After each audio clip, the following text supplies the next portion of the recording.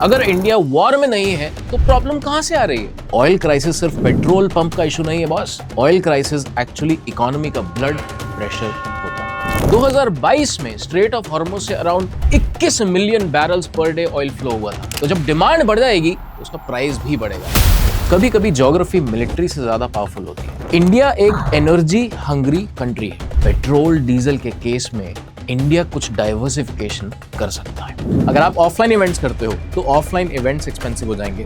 रुपी pressure आएगा तो imports expensive हो।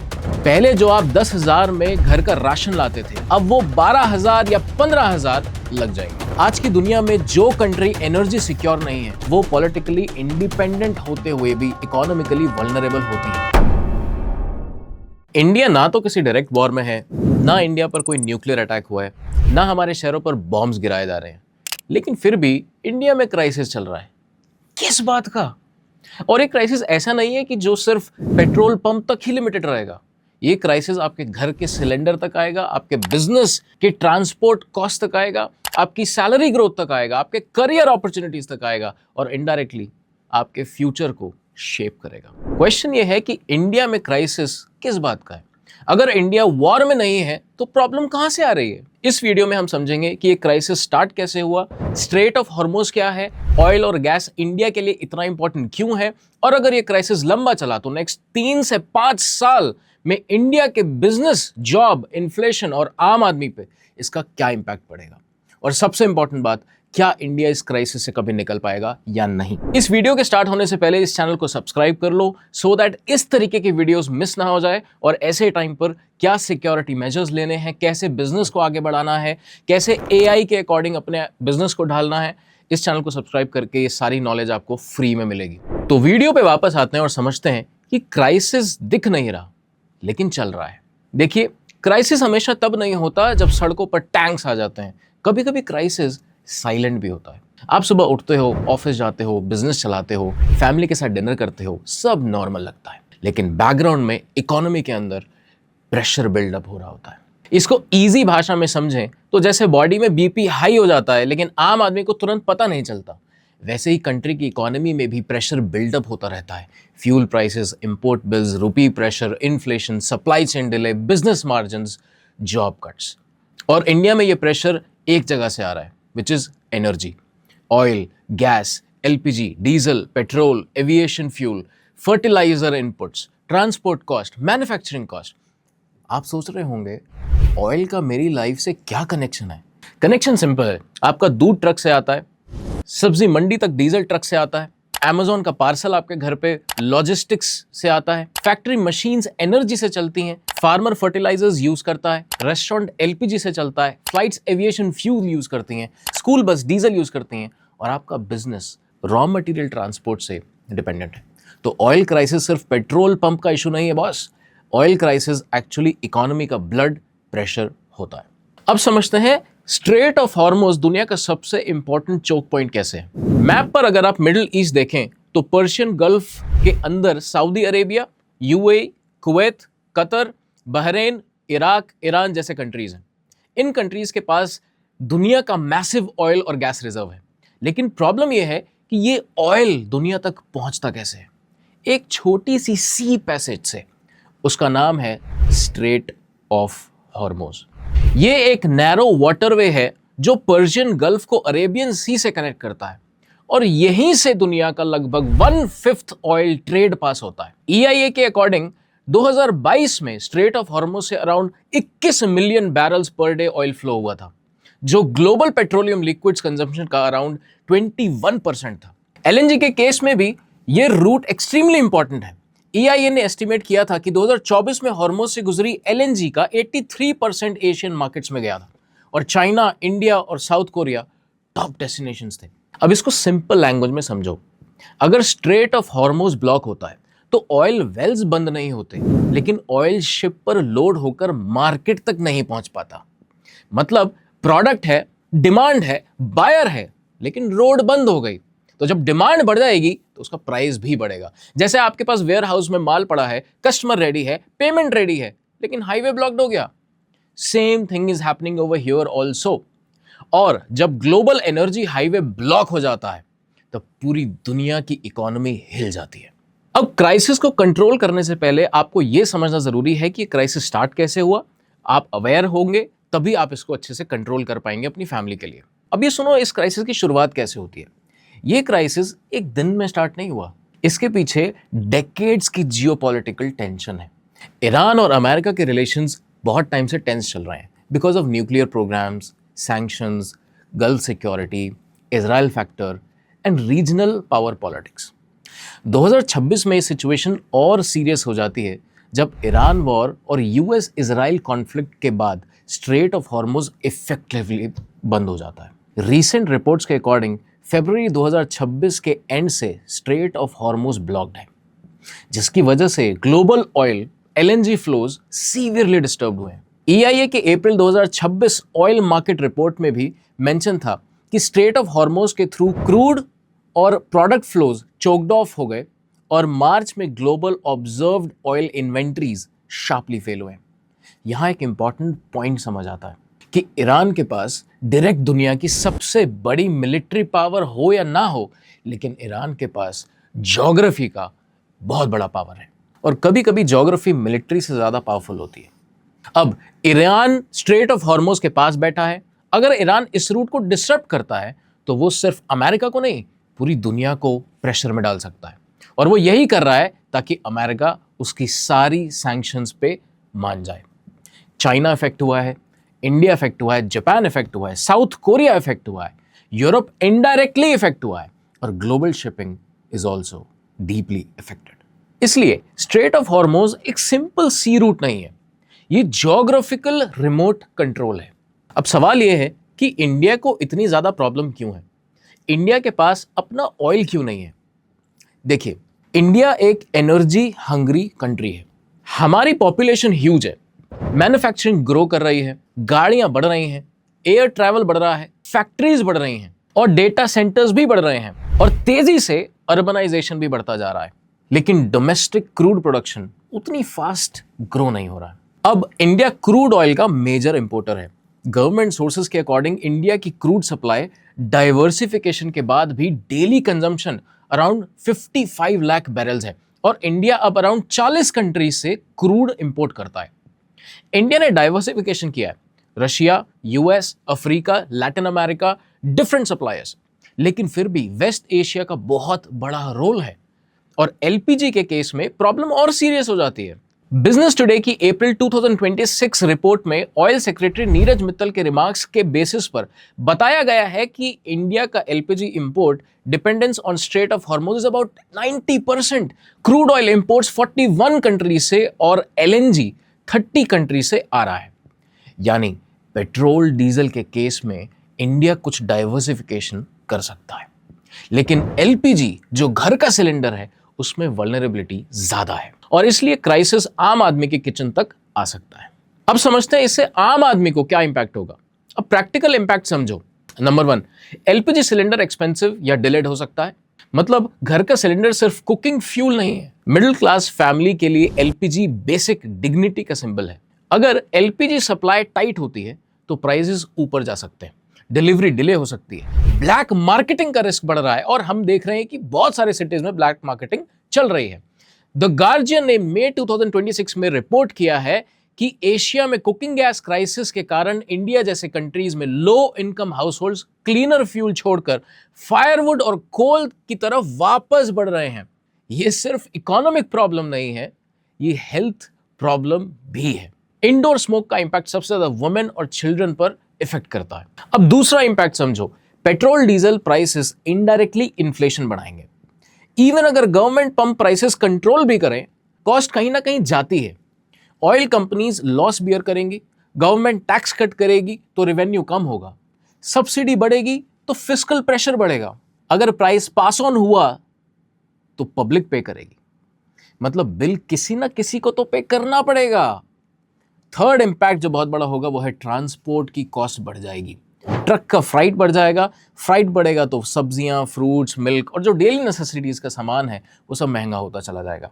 आप सोचोगे पेट्रोल महंगा हुआ, लेकिन एक्चुअली बिस्किट का पैकेट भी महंगा हुआ है। फोर्थ इंपैक्ट जो बिजनेसेस पे पड़ेगा वो है बिजनेस मार्जिन स्क्वीज हो जाएंगे। जो बिजनेसेस ऑलरेडी थिन मार्जिन पे चल रहे हैं, जैसे restaurants, logistics, manufacturing, D2C, e commerce, ceramics, textiles, सब इफेक्ट होंगे। गुजरात के गैस डिपेंडेंट इंडस्ट्रीज जैसे सेरेमिक सेक्टर पर ऑलरेडी गैस शॉर्टेज का प्रेशर रिपोर्ट में मेंशन हुआ है। फिफ्थ इंपैक्ट जो मिडिल क्लास पे होगा वो है जॉब्स और सैलरी ग्रोथ स्लो हो सकती है। जहां कंट्री इतनी तेजी से बढ़ रहा था, अब वही कंट्री की जो स्पीड होगी वो स्लो हो जाएगी। सैलरी हाइक्स में डिले होगा, बोनसेस आपके कट होंगे, स्टार्टअप बर्न कंट्रोल करेंगे, एमएसएमई एक्सपेंशन रुक सकता है। तो ऑयल क्राइसिस का इंपैक्ट डायरेक्टली सैलरी स्लिप पे नहीं दिखेगा, लेकिन इनडायरेक्टली करियर ग्रोथ पर दिखेगा। एंड तक रुकना इस वीडियो में और मैं आपको एग्जैक्टली बताऊंगा कि इस इंपैक्ट से आपको बचना कैसे है। अब बिजनेसेस पे क्या इंपैक्ट होगा? बिजनेस ओनर के लिए डायरेक्ट बात है। अगर आप मैन्युफैक्चरिंग में हो, लॉजिस्टिक्स में हो, रेस्टोरेंट बिजनेस में हो, D2C में हो, कोचिंग इवेंट्स करते हो, ऑफलाइन सेमिनार्स करते हो, ट्रैवल बिजनेस में हो, तो एनर्जी क्राइसिस आपके P&L को इफेक्ट 100% करेगा। अगर आप ई कॉमर्स या D2C बिजनेस में हो तो पहला इंपैक्ट आपके ऊपर यह पड़ेगा कि डिलीवरी कॉस्ट बढ़ जाएगी। कोरियर कंपनीज फ्यूल सरचार्ज लगाएंगी, ट्रांसपोर्टर्स रेट्स रिवाइज करेंगे, इंटरसिटी शिपमेंट एक्सपेंसिव होगा। D2C ब्रांड्स के लिए कैक ऑलरेडी अभी है, अब लॉजिस्टिक्स कॉस्ट भी हाई हो जाएगी तो प्रॉफिट स्क्वीज होगा। नंबर 2, अगर आप ऑफलाइन इवेंट्स करते हो तो ऑफलाइन इवेंट्स एक्सपेंसिव हो जाएंगे, क्योंकि फ्लाइट्स महंगी, होटल ट्रांसपोर्ट महंगा, वेन्यू पावर बैकअप महंगा। अब ये सबका कॉस्ट बढ़ेगा तो आपका 3 डे वर्कशॉप, 3 डे प्रोग्राम बहुत महंगा हो जाएगा। पार्टिसिपेंट्स का ट्रैवल कॉस्ट बढ़ेगा, वेन्यू का जनरेटर कॉस्ट बढ़ेगा, फूड वेंडर का कॉस्ट बढ़ेगा, आपका प्रॉफिट मार्जिन कम होगा। और अगर आप सोच रहे हो कि आप ऑनलाइन इवेंट्स कर लोगे, तो जब महंगाई हो रही है तो लोग अपनी इनकम को बचाएंगे। नंबर 3, अगर आप रेस्टोरेंट बिजनेस में हो तो LPG प्राइस और सप्लाई दोनों प्रॉब्लम क्रिएट कर सकते हैं। स्मॉल रेस्टोरेंट्स के पास प्राइसिंग पावर नहीं होती, बहुत ज्यादा प्राइसिंग पावर नहीं होती। अगर वो प्राइस बढ़ाते भी हैं तो कस्टमर्स कम आएंगे, अगर प्राइस नहीं बढ़ाते तो प्रॉफिट कम। और 4th, अगर आप एक्सपोर्ट इंपोर्ट के बिजनेस में हो तो रुपी प्रेशर आएगा तो इंपोर्ट्स एक्सपेंसिव होंगे। जो business imported raw material use करता है, इलेक्ट्रॉनिक्स, कॉस्मेटिक्स, मशीनरी, केमिकल्स, उनके कॉस्ट बढ़ जाएंगे। एक्सपोर्टर्स को रुपी वीकनेस में मिलेगा, लेकिन अगर ग्लोबल डिमांड वीक हुई तो बेनिफिट लिमिटेड हो जाएगा। और 5th, कंज्यूमर स्पेंडिंग स्लो हो सकती है। जब हाउसहोल्ड बजट में देखो फ्यूल, गैस, फूड कॉस्ट बढ़ता है ना, तो लोगों की नॉर्मली जो स्पेंडिंग होती है ना वो कम हो जाती है। People delay buying courses, gadgets, premium products, travel, luxury items. और अब तो हमारे प्रधानमंत्री जी ने भी बोल दिया है कि ज़्यादा से ज़्यादा अपनी सेविंग्स को बढ़ाओ, ज़्यादा से ज़्यादा अपनी सेविंग्स पर फोकस करो and don't try to spend money unnecessarily. अब इसमें यह समझते हैं कि हमारी गवर्नमेंट इस सारी सिचुएशन से और अपने इंडियंस को प्रोटेक्ट करने के लिए क्या मेजर्स और क्या स्टेप्स ले सकती है। देखो, गवर्नमेंट के पास आज भी कुछ ऐसे टूल्स हैं जो वो यूज करके हम सबको बचा सकती हैं। सबसे पहला है स्ट्रैटेजिक पेट्रोलियम रिजर्व्स यूज करना। नंबर 2 है ऑल्टरनेट क्रूड सप्लाईज से डील करना। नंबर 3 है Russia, US, Africa, Latin America से सोर्सिंग हम स्टार्ट कर दें। 4th है एक्साइज ड्यूटी को हम कट कर दें। 5th है ऑयल मार्केटिंग कंपनीज को लॉसेस एब्जॉर्ब करवाना। 6th है LPG एलोकेशन प्रायोरिटी बनाना। 7th है कोल पावर टेम्पररी इंक्रीज करना। 8th है EV, रिन्यूएबल और डोमेस्टिक गैस इंफ्रास्ट्रक्चर को पुश करना। और इंडिया ने ये सब मेजर लेना स्टार्ट भी कर दिया है। इंडिया ने ऑलरेडी डाइवर्सिफिकेशन की बात की है। PIB के मार्च 2026 नोट के अकॉर्डिंग इंडिया की क्रूड सप्लाई सिक्योर बताई गई है, with about 70% crude imports coming from routes outside of Strait of Hormuz compared with about 55% earlier.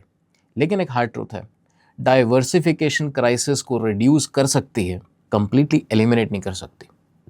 अगर ग्लोबल ऑयल मार्केट टाइट हो गया तो ऑल्टरनेट सप्लाईज भी चीप नहीं बचेंगी। मार्केट में सप्लाई कम होगी तो प्राइस बढ़ेगा, और इन सब के बीच में आम आदमी जो है वो फंस के रह जाता है। अब आपको यह समझने की जरूरत है हमारी करेंसी में और इन्फ्लेशन में क्या कनेक्शन है। अब रुपये का एंगल समझते हैं। इंडिया ऑयल डॉलर्स में खरीदता है। अगर क्रूड ऑयल प्राइस बढ़ाता है तो इंडिया का इंपोर्ट बिल बढ़ता है। इंपोर्ट बिल बढ़ेगा तो डॉलर डिमांड बढ़ेगी। डॉलर डिमांड बढ़ती है तो रुपये प्रेशर में आता है। रुपये वीक हुआ तो इंपोर्ट्स और एक्सपेंसिव हो जाते हैं। इसको बोलते हैं विशियस साइकिल। देखो, ऑयल महंगा तो इंपोर्ट बिल महंगा, रुपी वीक तो इंपोर्ट्स और महंगा, मतलब इन्फ्लेशन स्काई रूट कर जाएगी। और इन्फ्लेशन सिर्फ नंबर्स में नहीं होती, इन्फ्लेशन का मतलब है आपकी सेम सैलरी की परचेजिंग पावर कम होना। पहले जो आप 10,000 में घर का राशन लाते थे, अब वो 12,000 या 15,000 लग जाएंगे। पहले जो आप 1 लाख में रॉ मटेरियल खरीदते थे, अब वो 1.5 लाख तक चले जाएंगे।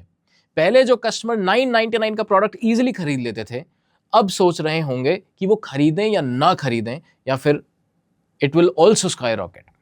यही है रियल इंडिया का क्राइसिस। अब इंडिया के नेक्स्ट 3 से 5 साल कैसे रहेंगे, डेंजर्स और कुछ अपॉर्चुनिटीज को समझते हैं कि आपको क्या करना है इस मोमेंट में। सबसे बड़ा क्वेश्चन है, अगर ये क्राइसिस लंबा चला तो नेक्स्ट 3 से 5 साल में इंडिया का क्या होगा। सिनेरियो 1 समझते हैं, विच इज शॉर्ट क्राइसिस। अगर स्ट्रेट ग्रेजुअली रीओपन होता है, शिपिंग नॉर्मल होती है, इंश्योरेंस कॉस्ट डाउन होती है, तो ऑयल प्राइसेस स्टेबलाइज हो सकते हैं। इंपैक्ट पेनफुल होगा लेकिन मैनेजेबल होगा। अब सिनेरियो 2 समझो, मीडियम क्राइसिस। अगर स्ट्रेट ओपन भी हो जाए लेकिन ट्रस्ट इशू रहे, शिपिंग इंश्योरेंस हाई रहे, गल्फ इंफ्रास्ट्रक्चर डैमेज रहे, तो ऑयल प्राइसेस मंथ्स तक हाई रह सकते हैं। अब सिनेरियो 3 समझो, लॉन्ग क्राइसिस। अगर ये कॉन्फ्लिक्ट प्रोलॉन्ग्ड होता है तो इंडिया को फोर्स्ड एनर्जी ट्रांजिशन एक्सेलरेट करनी पड़ेगी। मतलब कोल टेम्परेरी रिटर्न करेगा, ईवी की सेल्स पुश हो जाएंगी, ईवी की पुश एग्रेसिव करना पड़ेगा, सोलर मैन्युफैक्चरिंग इंपॉर्टेंट होगा, बैटरी स्टोरेज इंपॉर्टेंट होगा, डोमेस्टिक गैस इंफ्रास्ट्रक्चर इंपॉर्टेंट होगा, पब्लिक ट्रांसपोर्ट इन्वेस्टमेंट इंपॉर्टेंट होगा। यानी क्राइसिस इंडिया के लिए पनिशमेंट भी हो सकता है और एक पुश भी। कभी कभी कंट्रीज कंफर्ट से नहीं, क्राइसिस से ट्रांसफॉर्म होते हैं। अब इसमें इंडिया के लिए क्या बिगेस्ट लेसन है? इंडिया को समझना पड़ेगा कि एनर्जी इंडिपेंडेंस लग्जरी नहीं है। एनर्जी इंडिपेंडेंस एक नेशनल सिक्योरिटी है, एक नेशनल इशू का सवाल है। आज वॉर बॉर्डर पर नहीं है, वॉर सप्लाई चेन में है, वॉर शिपिंग रूट में है, वॉर करेंसी में है, और वॉर इंश्योरेंस प्रीमियम में है, वॉर आपके ऑयल फ्यूचर्स मार्केट में है।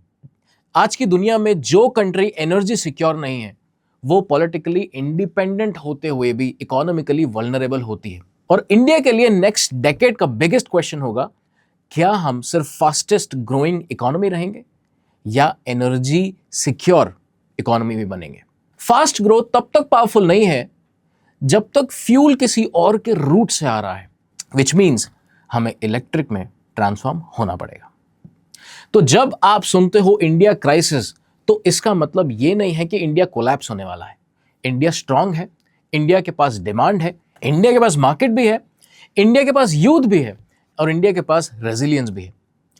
लेकिन इंडिया वल्नरेबल भी है, और ये वल्नरेबिलिटी हमें ऑनेस्टली एक्सेप्ट करनी पड़ेगी, क्योंकि क्राइसिस वही कंट्री सॉल्व कर सकती है जो पहले क्राइसिस को डिनाई करना बंद करे।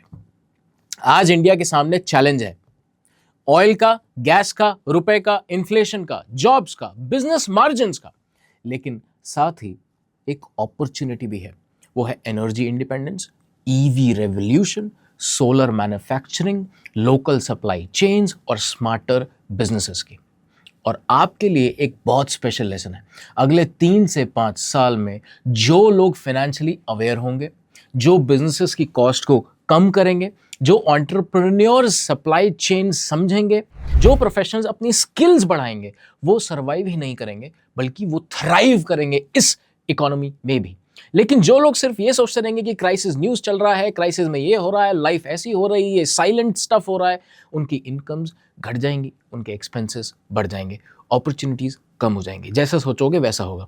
इंडिया वॉर में नहीं है। देखो, इंडिया एक इकोनॉमिक एनर्जी वॉर के बीच में ज़रूर है, और ये वॉर गन्स का नहीं है, ऑयल टैंकर्स का है, शिपिंग रूट्स का है, करेंसी का है, इन्फ्लेशन का है, एनर्जी का है। क्वेश्चन ये नहीं है कि क्राइसिस खत्म कब होगा, क्वेश्चन ये है कि जब तक क्राइसिस चलेगा आप अपनी लाइफ और बिजनेस को सही ढंग से चलाने की कोशिश करो। अब इस वीडियो के नीचे कमेंट करके बताओ कि आप कैसे प्रिपेयर करोगे इस एनर्जी रेवोल्यूशन से, इस ईवी रेवोल्यूशन से, मतलब इस जोन से हम आगे कैसे जाएंगे। और मैं चाहता हूं कि आप सब कमेंट्स पढ़ो ताकि हम अच्छे से प्रिपेयर हो पाएं। It's not only my job, or anyone else's job. It's all of us together as a community. It's our job to grow together. अब इस चैनल को सब्सक्राइब कर लो ताकि इस एनर्जी क्राइसिस से हम बचे रहें, बिकॉज इस चैनल पे मैं business, AI, skills, career growth, ये सब के वीडियोस डालता रहता हूं और ये सब वीडियोस एब्सोल्युटली फ्री हैं। मतलब इनमें से आप जो चीज इंप्लीमेंट करोगे उसका रिजल्ट आपको देखने को मिलेगा। तो आप इस चैनल को सब्सक्राइब कर लो एंड कमेंट्स में बताओ हाउ कैन इंडिया प्रिपेयर।